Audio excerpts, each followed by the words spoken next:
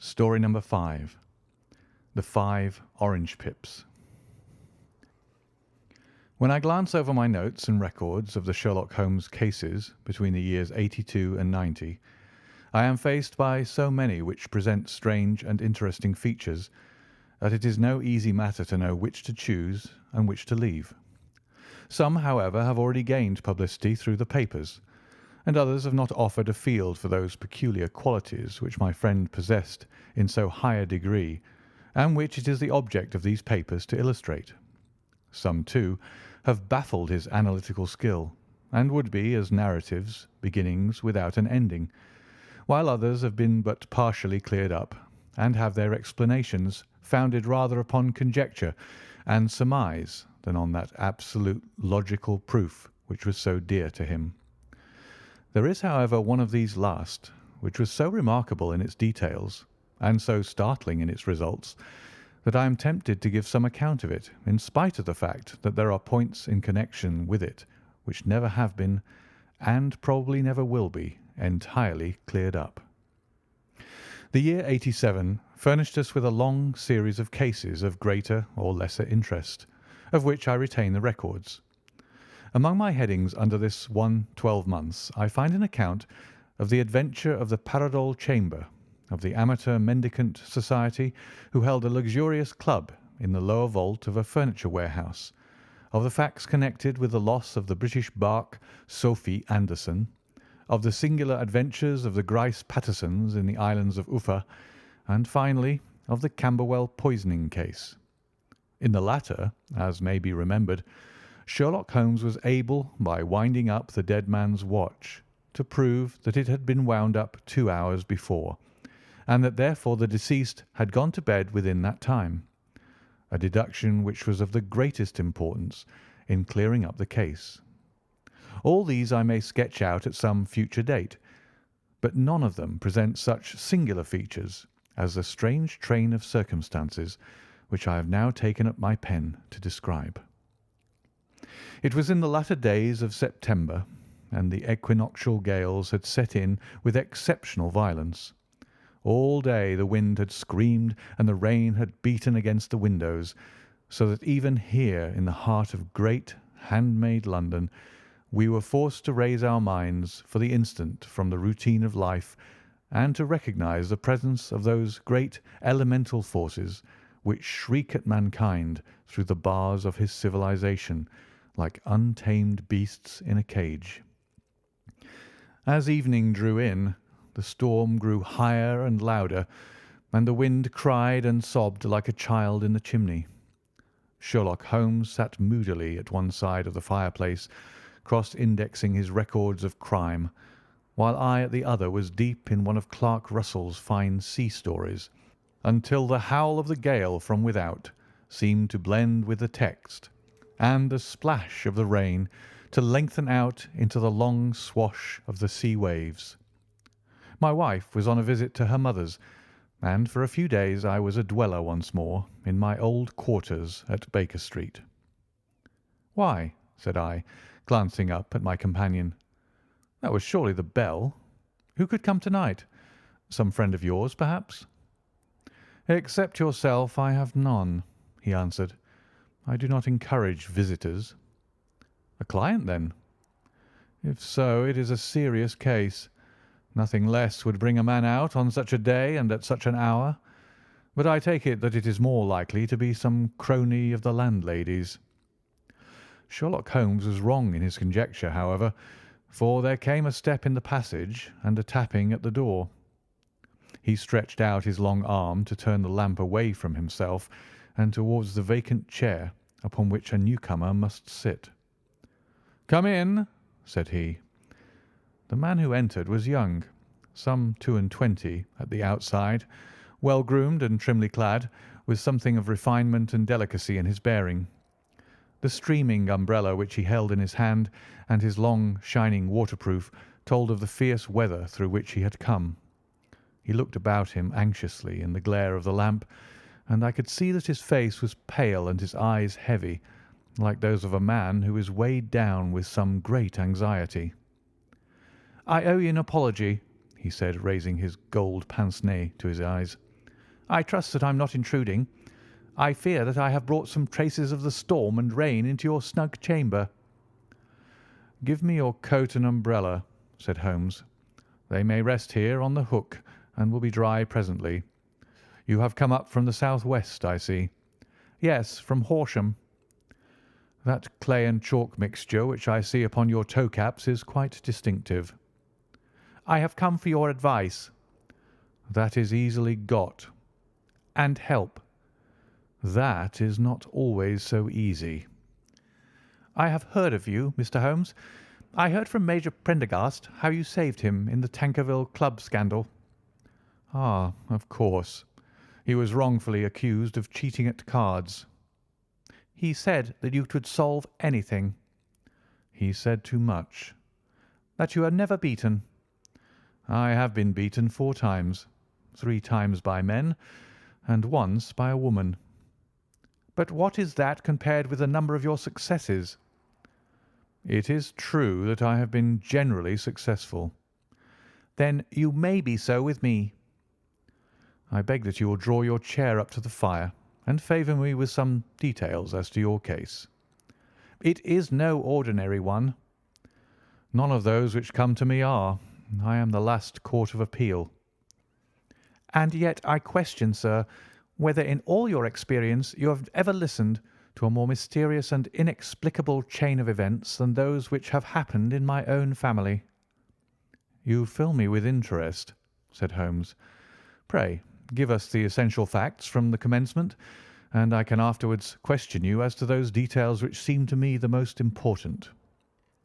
The young man pulled his chair up and pushed his wet feet out towards the blaze. "My name," said he, "is John Openshaw, but my own affairs have, as far as I can understand, little to do with this awful business. It is a hereditary matter, so in order to give you an idea of the facts, I must go back to the commencement of the affair. You must know that my grandfather had 2 sons, my uncle Elias and my father Joseph. My father had a small factory at Coventry, which he enlarged at the time of the invention of bicycling. He was a patentee of the Openshaw unbreakable tyre, and his business met with such success that he was able to sell it and to retire upon a handsome competence. My uncle Elias emigrated to America when he was a young man and became a planter in Florida, where he was reported to have done very well. At the time of the war he fought in Jackson's army, and afterwards under Hood, where he rose to be a colonel. When Lee laid down his arms, my uncle returned to his plantation, where he remained for 3 or 4 years. About 1869 or 1870 he came back to Europe and took a small estate in Sussex, near Horsham. He had made a very considerable fortune in the States, and his reason for leaving them was his aversion to the negroes and his dislike of the Republican policy in extending the franchise to them. He was a singular man, fierce and quick-tempered, very foul-mouthed when he was angry, and of the most retiring disposition. During all the years that he lived at Horsham, I doubt if ever he set foot in the town. He had a garden and 2 or 3 fields round his house, and there he would take his exercise, though very often for weeks on end he would never leave his room. He drank a great deal of brandy and smoked very heavily, but he would see no society and did not want any friends, not even his own brother. He didn't mind me. In fact, he took a fancy to me, for at the time when he saw me first I was a youngster of 12 or so. This would be in the year 1878, after he had been 8 or 9 years in England. He begged my father to let me live with him, and he was very kind to me in his way. When he was sober, he used to be fond of playing backgammon and draughts with me, and he would make me his representative both with the servants and with the tradespeople, so that by the time that I was 16 I was quite master of the house. I kept all the keys and could go where I liked and do what I liked, so long as I did not disturb him in his privacy. There was one singular exception, however, for he had a single room, a lumber room up among the attics, which was invariably locked, and which he would never permit either me or anyone else to enter. With a boy's curiosity, I have peeped through the keyhole, but I was never able to see more than such a collection of old trunks and bundles as would be expected in such a room. One day, it was in March 1883, a letter with a foreign stamp lay upon the table in front of the colonel's plate. It was not a common thing for him to receive letters, for his bills were all paid in ready money, and he had no friends of any sort. "From India," said he, as he took it up. "Pondicherry postmark. What can this be?" Opening it hurriedly, out there jumped 5 little dried orange pips, which pattered down upon his plate. I began to laugh at this, but the laugh was struck from my lips at the sight of his face. His lip had fallen, his eyes were protruding, his skin the colour of putty, and he glared at the envelope which he still held in his trembling hand. "K, K, K!"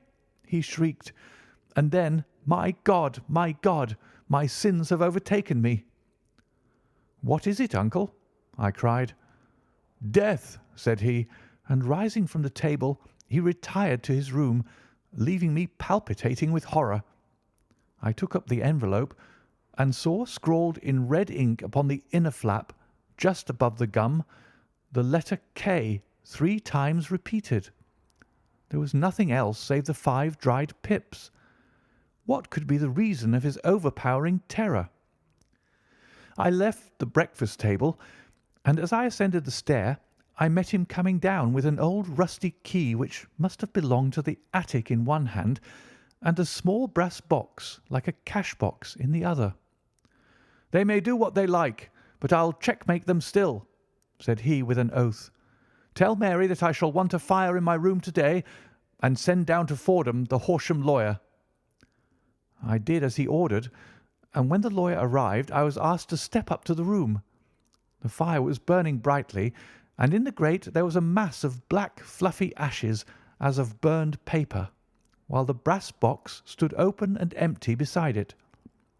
As I glanced at the box I noticed with a start that upon the lid was printed the treble K which I had read in the morning upon the envelope. "I wish you, John," said my uncle, "to witness my will. I leave my estate, with all its advantages and all its disadvantages, to my brother, your father, whence it will no doubt descend to you. If you can enjoy it in peace, well and good. If you find you cannot, take my advice, my boy, and leave it to your deadliest enemy.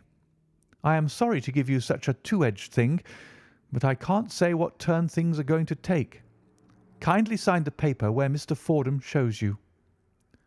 I signed the paper as directed, and the lawyer took it away with him. The singular incident made, as you may think, the deepest impression upon me, and I pondered over it and turned it every way in my mind without being able to make anything of it. Yet I could not shake off the vague feeling of dread which it left behind, though the sensation grew less keen as the weeks passed and nothing happened to disturb the usual routine of our lives. I could see a change in my uncle, however. He drank more than ever, and he was less inclined for any sort of society. Most of his time he would spend in his room, with the door locked upon the inside, but sometimes he would emerge in a sort of drunken frenzy, and would burst out of the house and tear about the garden with a revolver in his hand, screaming out that he was afraid of no man, and that he was not to be cooped up like a sheep in a pen by man or devil. When these hot fits were over, however, he would rush tumultuously in at the door and lock and bar it behind him, like a man who can brazen it out no longer against the terror which lies at the roots of his soul. At such times I have seen his face, even on a cold day, glisten with moisture, as though it were new raised from a basin. Well, to come to an end of the matter, Mr. Holmes, and not to abuse your patience, there came a night when he made one of those drunken sallies from which he never came back. We found him, when we went to search for him, face downward in a little green-scummed pool, which lay at the foot of the garden. There was no sign of any violence, and the water was but 2 feet deep, so that the jury, having regard to his known eccentricity, brought in a verdict of suicide. But I, who knew how he winced from the very thought of death, had much ado to persuade myself that he had gone out of his way to meet it. The matter passed, however, and my father entered into possession of the estate, and of some £14,000 which lay to his credit at the bank. "One moment," Holmes interposed. "Your statement is, I foresee, one of the most remarkable to which I have ever listened. Let me have the date of the reception by your uncle of the letter, and the date of his supposed suicide." "The letter arrived on March 10th, 1883. His death was 7 weeks later, upon the night of May 2nd. "Thank you. Pray proceed." "When my father took over the Horsham property, he, at my request, made a careful examination of the attic, which had been always locked up. We found the brass box there, although its contents had been destroyed. On the inside of the cover was a paper label with the initials of K.K.K. repeated upon it, and letters, memoranda, receipts, and a register written beneath. These, we presume, indicated the nature of the papers which had been destroyed by Colonel Openshaw. For the rest, there was nothing of much importance in the attic, save a great many scattered papers and notebooks bearing upon my uncle's life in America. Some of them were of the war time, and showed that he had done his duty well, and had borne the repute of a brave soldier. Others were of a date during the reconstruction of the Southern States, and were mostly concerned with politics, for he had evidently taken a strong part in opposing the carpet-bag politicians who had been sent down from the north. Well, it was the beginning of '84 when my father came to live at Horsham, and all went as well as possible with us until the January of '85. On the 4th day after the New Year, I heard my father give a sharp cry of surprise as we sat together at the breakfast table. There he was, sitting with a newly opened envelope in one hand and 5 dried orange pips in the outstretched palm of the other one. He had always laughed at what he called my cock and bull story about the colonel, but he looked very scared and puzzled now that the same thing had come upon himself. "Why, what on earth does this mean, John?" he stammered. My heart had turned to lead. "It is K.K.K.," said I. He looked inside the envelope. "So it is," he cried. "Here are the very letters. But what is this written above them?"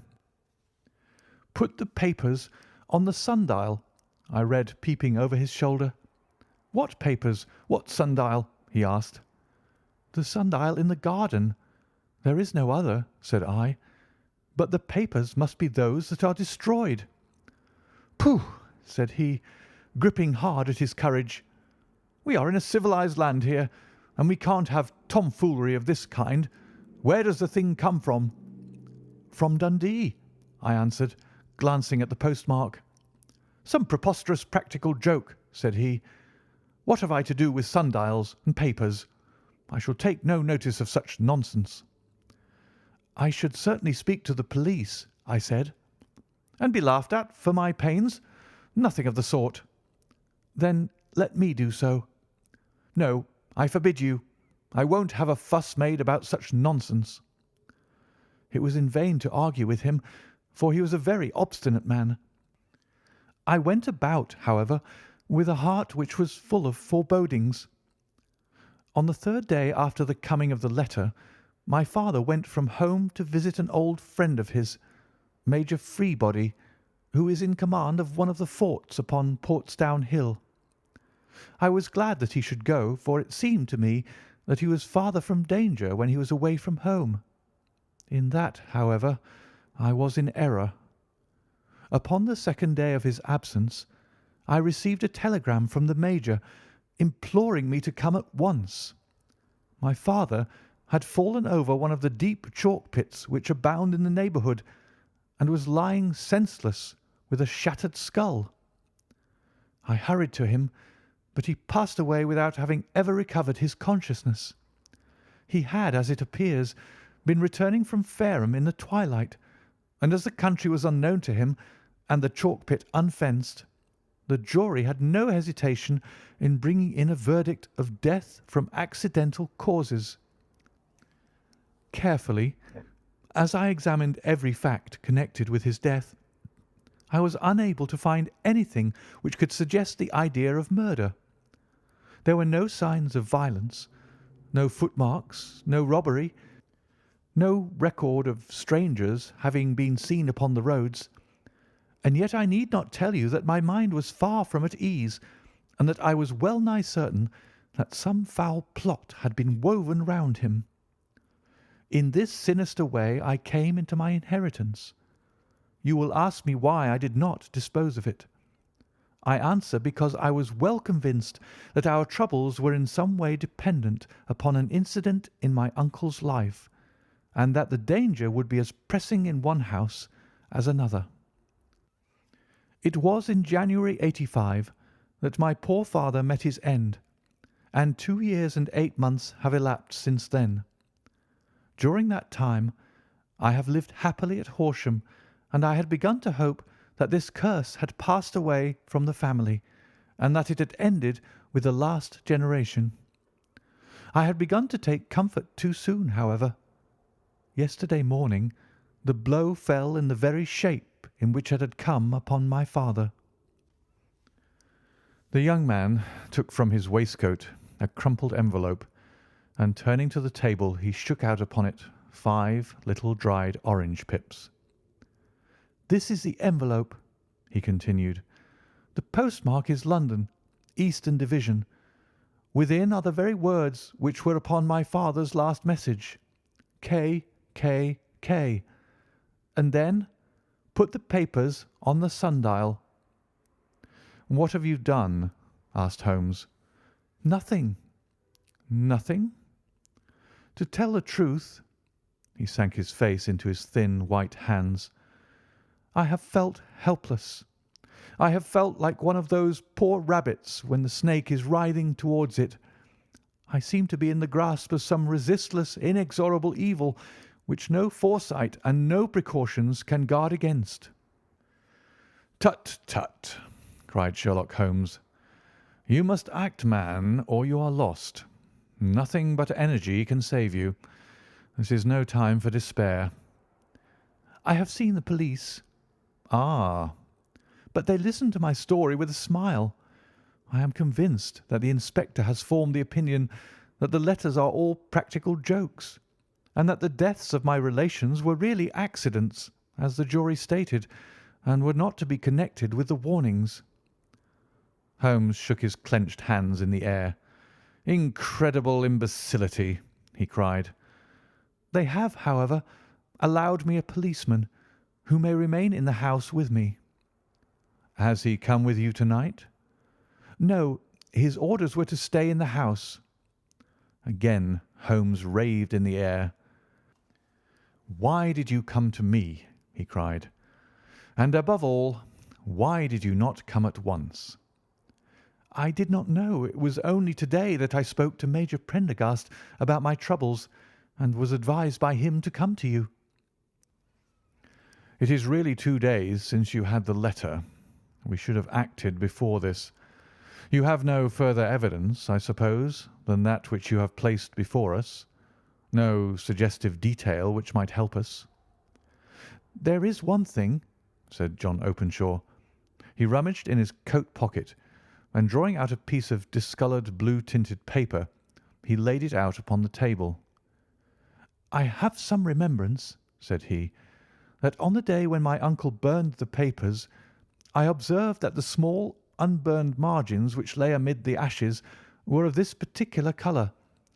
I found this single sheet upon the floor of his room, and I am inclined to think that it may be one of the papers which has, perhaps, fluttered out from among the others, and in that way has escaped destruction.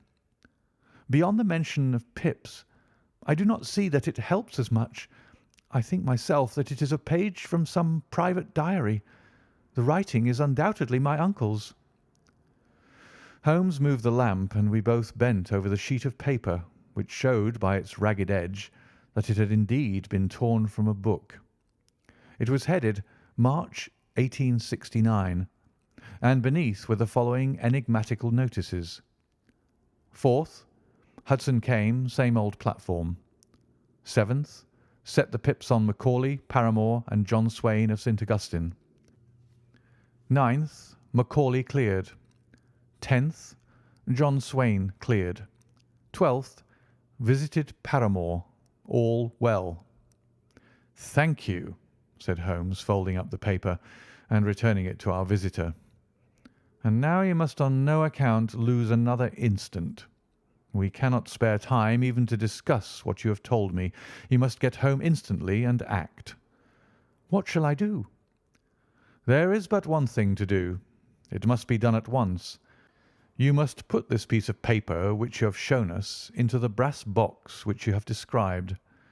You must also put in a note to say that all the other papers were burned by your uncle, and that this is the only one which remains. You must assert that in such words as will carry conviction with them. Having done this, you must at once put the box out upon the sundial as directed. Do you understand?" "Entirely."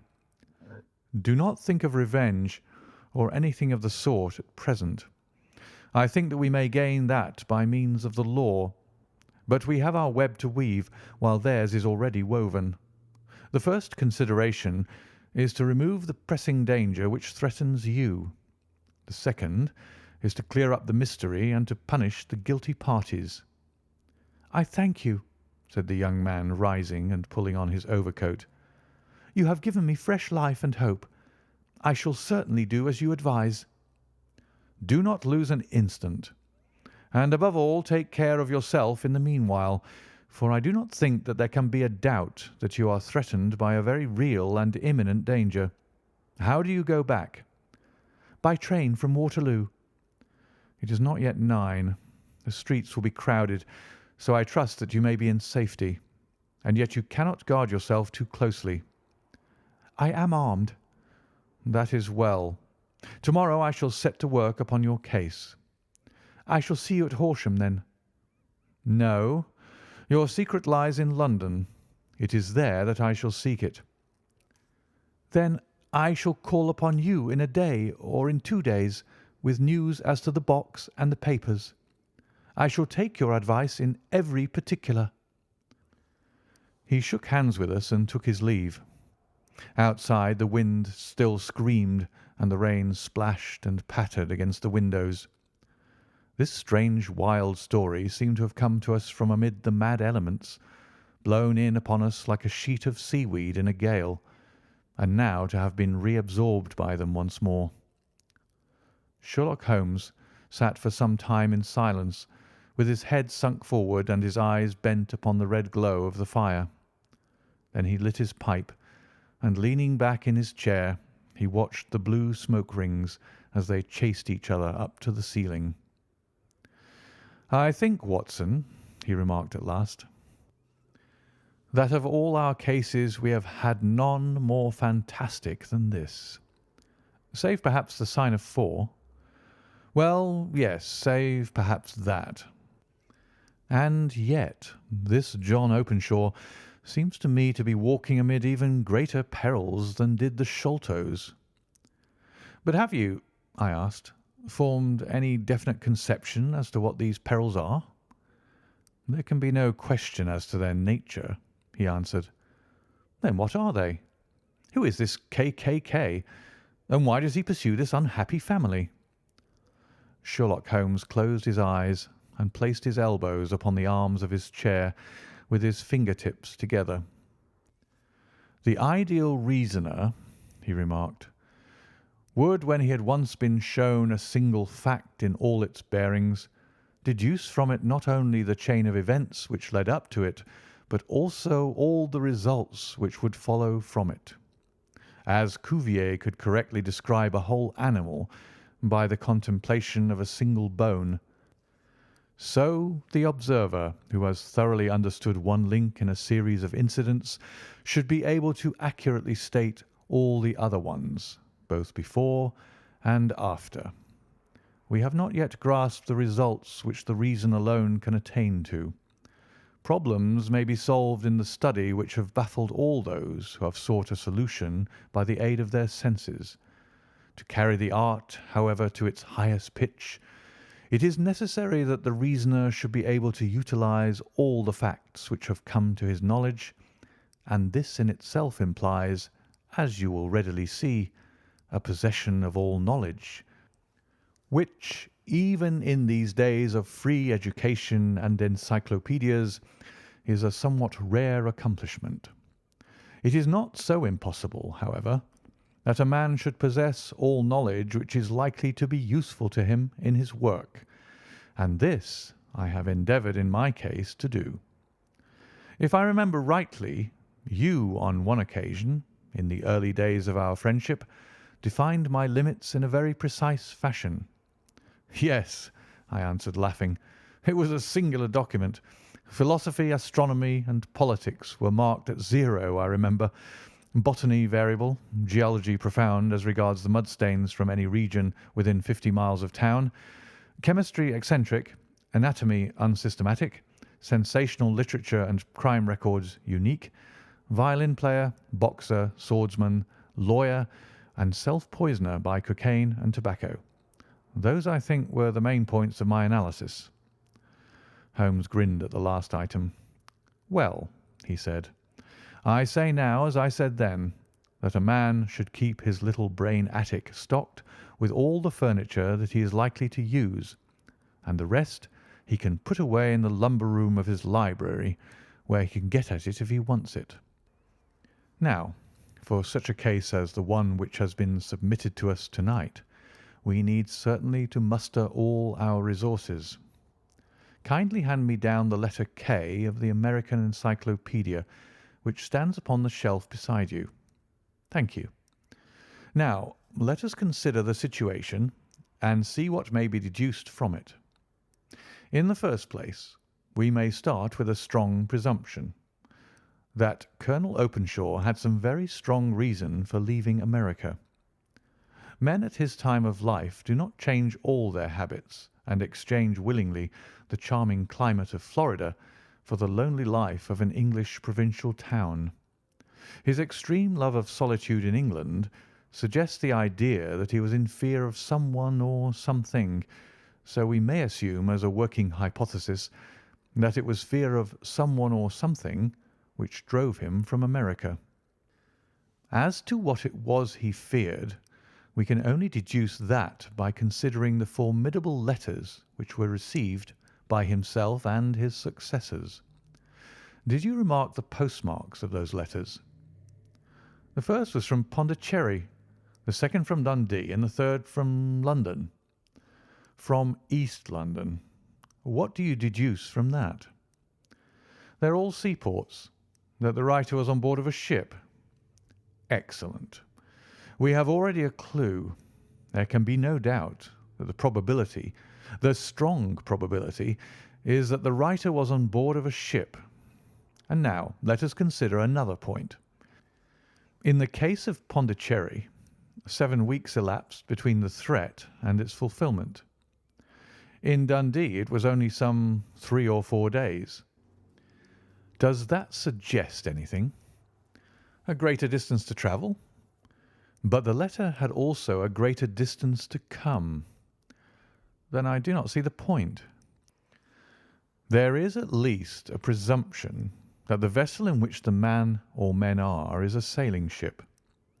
It looks as if they always send their singular warning or token before them when starting upon their mission. You see how quickly the deed followed the sign when it came from Dundee. If they had come from Pondicherry in a steamer, they would have arrived almost as soon as their letter. But as a matter of fact, 7 weeks elapsed. I think that those 7 weeks represented the difference between the mail boat which brought the letter and the sailing vessel which brought the writer. It is possible, More than that, it is probable. And now you see the deadly urgency of this new case, and why I urged young Openshaw to caution. The blow has always fallen at the end of the time which it would take the senders to travel the distance. But this one comes from London, and therefore we cannot count upon delay." "Good God!" I cried. "What can it mean, this relentless persecution?" "The papers which Openshaw carried are obviously of vital importance to the person or persons in the sailing ship. I think that it is quite clear that there must be more than one of them. A single man could not have carried out 2 deaths in such a way as to deceive a coroner's jury. There must have been several in it, and they must have been men of resource and determination. Their papers they mean to have, be the holder of them who it may. In this way, you see, KKK ceases to be the initials of an individual and becomes the badge of a society." "But of what society?" "Have you never," said Sherlock Holmes, bending forward and sinking his voice, "have you never heard of the Ku Klux Klan?" "I never have." Holmes turned over the leaves of the book upon his knee. "Here it is," said he presently. "Ku Klux Klan, a name derived from the fanciful resemblance to the sound produced by cocking a rifle.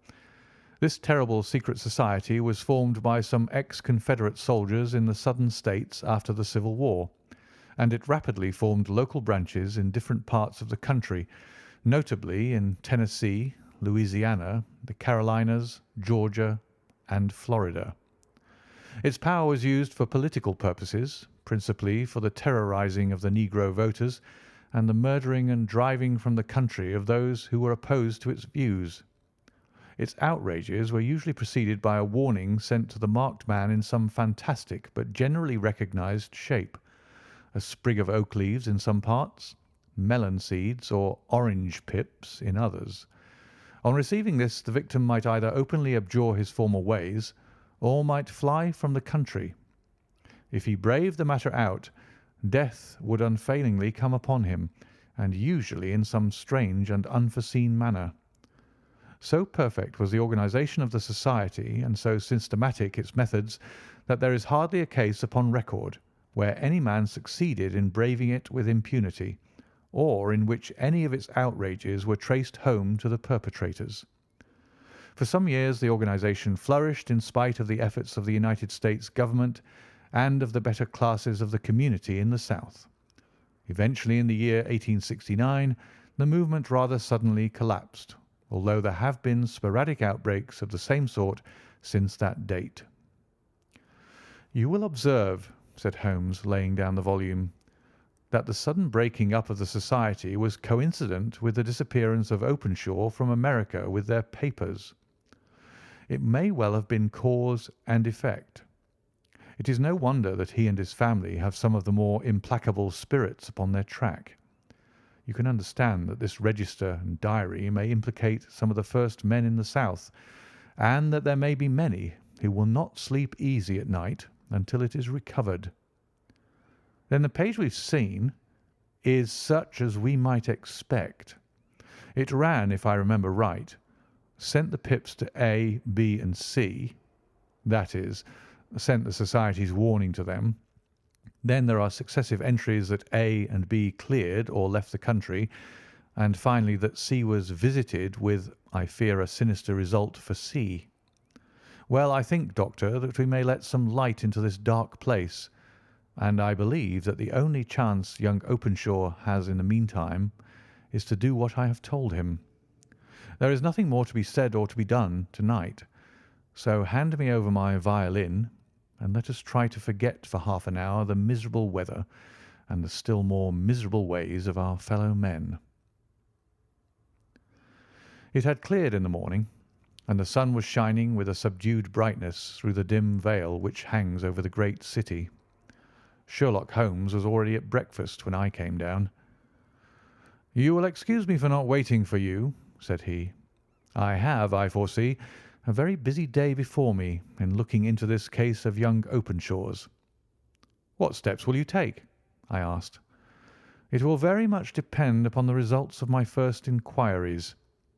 I may have to go down to Horsham after all." "You will not go there first?" "No, I shall commence with the city. Just ring the bell, and the maid will bring up your coffee." As I waited, I lifted the unopened newspaper from the table and glanced my eye over it. It rested upon a heading which sent a chill to my heart. "Holmes!" I cried. "You are too late." "Ah!" said he, laying down his cup. "I feared as much. How was it done?" He spoke calmly, but I could see that he was deeply moved. "My eye caught the name of Openshaw and the heading 'Tragedy near Waterloo Bridge.' Here is the account. Between 9 and 10 last night, Police Constable Cook of the H Division on duty near Waterloo Bridge heard a cry for help and a splash in the water. The night, however, was extremely dark and stormy, so that in spite of the help of several passers-by, it was quite impossible to effect a rescue. The alarm, however, was given, and by aid of the water police, the body was eventually recovered. It proved to be that of a young gentleman whose name, as it appears from an envelope which was found in his pocket, was John Openshaw, and whose residence is near Horsham. It is conjectured that he may have been hurrying down to catch the last train from Waterloo Station, and that in his haste and the extreme darkness he missed his path and walked over the edge of one of the small landing places for river steamboats. The body exhibited no traces of violence, and there can be no doubt that the deceased had been the victim of an unfortunate accident, which should have the effect of calling the attention of the authorities to the condition of the riverside landing stages." We sat in silence for some minutes, Holmes more depressed and shaken than I had ever seen him. "That hurts my pride, Watson," he said at last. "It is a petty feeling, no doubt, but it hurts my pride. It becomes a personal matter with me now, and if God sends me health, I shall set my hand upon this gang. That he should come to me for help, and that I should send him away to his death." He sprang from his chair and paced about the room in uncontrollable agitation, with a flush upon his sallow cheeks and a nervous clasping and unclasping of his long, thin hands. "They must be cunning devils," he exclaimed at last. "How could they have decoyed him down there? The embankment is not on the district line to the station. The bridge, no doubt, was too crowded, even on such a night, for their purpose. Well, Watson, we shall see who will win in the long run. I am going out now." "To the police?" "No, I shall be my own police. When I have spun the web they may take the flies, but not before." All day I was engaged in my professional work, and it was late in the evening before I returned to Baker Street. Sherlock Holmes had not come back yet. It was nearly 10 o'clock before he entered, looking pale and worn. He walked up to the sideboard, and tearing a piece from the loaf, he devoured it voraciously, washing it down with a long draught of water. "You are hungry?" I remarked. "Starving. It had escaped my memory. I have had nothing since breakfast." "Nothing?" "Not a bite. I had no time to think of it." "And how have you succeeded?" "Well, you have a clue?" "I have them in the hollow of my hand. Young Openshaw shall not long remain unavenged. Why, Watson, let us put their own devilish trademark upon them. It is well thought of." "What do you mean?" He took an orange from the cupboard, and tearing it to pieces, he squeezed out the pips upon the table. Of these he took 5 and thrust them into an envelope. On the inside of the flap he wrote S.H. for J.O. Then he sealed it and addressed it to Captain James Calhoun, Bark Lone Star, Savannah, Georgia. "That will await him when he enters port," said he, chuckling. "It may give him a sleepless night. He'll find it as sure a precursor of his fate as Openshaw did before him." "And who is this Captain Calhoun?" "The leader of the gang. I shall have the others, but he first." "How did you trace it, then?" He took a large sheet of paper from his pocket, all covered with dates and names. "I have spent the whole day," said he, "over Lloyd's registers and files of the old papers, following the future career of every vessel which touched at Pondicherry in January and February in '83. There were 36 ships of fair tonnage which were reported there during those months. Of these, one, the Lone Star, instantly attracted my attention, since, although it was reported as having cleared from London, the name is that which is given to one of the states of the Union. Texas, I think. I was not and am not sure which, but I knew that the ship must have an American origin. What then? I searched the Dundee records, and when I found that the barque Lone Star was there in January '85, my suspicion became a certainty. I then inquired as to the vessels which lay at present in the port of London. Yes, the Lone Star had arrived here last week. I went down to the Albert Dock and found that she had been taken down the river by the early tide this morning, homeward bound to Savannah. I wired to Gravesend and learned that she had passed some time ago, and as the wind is easterly, I have no doubt that she is now past the Goodwins and not very far from the Isle of Wight." "What will you do, then?" "Oh, I have my hand upon him. He and the two mates are, as I learn, the only native-born Americans in the ship. The others are Finns and Germans. I know also that they were all three away from the ship last night. I had it from the stevedore, who's been loading their cargo. By the time that their sailing ship reaches Savannah, the mail boat will have carried this letter, and the cable will have informed the police of Savannah that these three gentlemen are badly wanted here upon a charge of murder.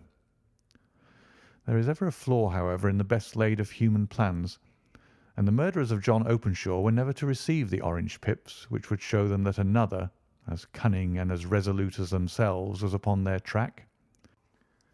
Very long and very severe were the equinoctial gales that year. We waited long for news of the Lone Star of Savannah, but none ever reached us. We did at last hear that somewhere, far out in the Atlantic, a shattered stern post of a boat was seen swinging in the trough of a wave, with the letters L.S. carved upon it. And that is all which we shall ever know of the fate of the Lone Star. End of the 5 Orange Pips.